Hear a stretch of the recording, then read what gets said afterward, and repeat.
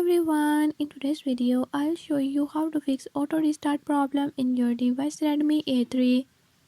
In this video I'll tell you how to fix this issue. Before I start, if you are new to my channel, don't forget to subscribe and hit the bell icon. Watch complete video and learn how you can do it. Let's watch the video.